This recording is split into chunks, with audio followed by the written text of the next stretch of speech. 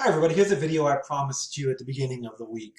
I'm sorry it's a little bit late. I ended up with a touch of sunstroke yesterday from just doing too much in the yard, trying to stay sane. I think you guys can understand where I'm coming from for a lot of us. I do want to just kind of touch base. We have 1 month left in this semester, actually kind of a little bit less than 1 month. And you may have noticed, but I'm going to come clean.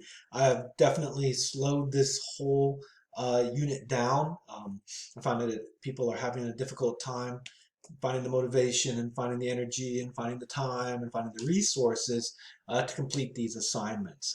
If you're in that boat, don't worry. I'm accepting late work. You can turn in things when you get them done. Just just remember that we have only about 3 weeks left in the semester, right? So it's not 3, 4 weeks. It's not a long time. And so what you can basically expect is we're going to finish this essay up. It's going to be our kind of centerpiece essay. I'm kind of folding some of the research requirements that I had built into the next essay.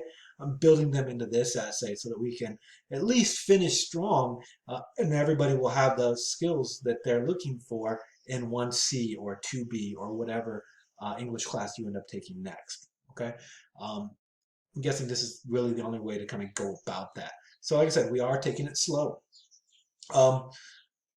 If you haven't finished your assignments or you haven't gotten to them, again, just keep plugging away and get to those assignments. You'll get full credit for them. And so I'm more concerned that you do them rather than when you do them. Okay. Let me see what else. I have a bunch of notes here. So I have opened up pages E26, E27, E28, and E29 in the microaggression debate module. I want to kind of just walk through these quickly and give you a sense of what I need from you for the next few days. Here is our official essay prompt. There are a number of little embedded videos and some kind of things that you can look at. It is set up as a protest poster, something that you might find on any college campus across the country. When something sensitive or controversial takes place, the campus comes together for discussion or for debate or for a protest. And so this is designed to mimic that kind of protest or that kind of a thing that we might see on campus. Okay, so through the last couple of weeks, we have been looking at microaggressions from all kinds of different angles. You guys are going to be experts on microaggressions from this point in time. We've seen scholars who think that microaggressions are incredibly damaging. We've seen scholars who think that putting focus on microaggressions is incredibly damaging. We've seen personal examples of people who were microaggressed and how that impacted their mental and physical well-being. So we've seen this from a lot of different angles. Okay, now it's time for you to develop your own position, right? For us to take some kind of action. Essentially, I'm asking you to tell the president what you think. Should Contra Costa College administrators enact a policy that punishes members of the CCC community for committing microaggressions? What should our campus do and why? Develop a balanced argument in support of your position. I've listed out a bunch of different points to ponder here, so take your time, look at them. You can address some or all of them. There's no requirement to touch on any of these, but this is a good place to start. You'll notice here that I talk about the CCR block technique. That's one of the next lessons. That's coming up next week. So don't worry about that quite yet. We are going to get to that. And then I've laid out a bunch of different tools to help you in your writing. So you can go back and look at them, look at what people had said additionally. And then you can also use any of the Socratic Fishbowl articles that we have, that we read.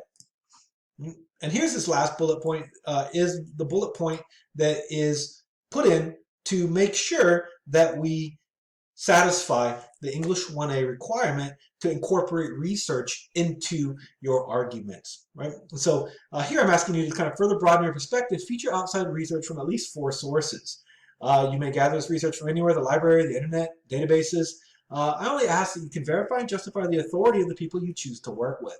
Think of the people that you incorporate in your paper as people that you would invite over to your home, especially right now in this environment. Do you trust them, right, to be in your home? So you wouldn't invite sketchy people into your home, so you wouldn't invite sketchy internet research into your home either. I will give a short video in the coming weeks or next week that talks about how to use the library's databases and how to use the library remotely to incorporate that research. And then we're also going to have an MLA Works Cited page. And so we'll talk about that in the coming days as well. Okay, this essay will be between 1,500 and 1,800 words. You may use personal experience in this essay, but limit its use to the introduction. When you're drawing your argument, I want you to maintain an objective presence, right? And then make sure your thesis asserts your stance while also addressing an opposing argument. And I do have a PowerPoint ready for this when the time comes so that we can do a thesis statement workshop. So that's on the way. Now, if you advocate for some kind of punishment, what should that action entail? Firing, expulsion, suspension, and why? If you think CCC should just do nothing and that this is way blown out of proportion, explain why. Now, if you're not really on the side of firing and suspension, but you think something should be done about it, what's it look like? What is that compromise? Be sure to define that and explain why you think that compromise is the best option. Remember that you are addressing the president of our college, so use tone and vocabulary appropriate for addressing the president. And keep in mind that you're trying to persuade the president to adopt this proposal. And then you can use a class-generated brainstorm, which is coming up shortly. Right. Here's the next page, is the brainstorm.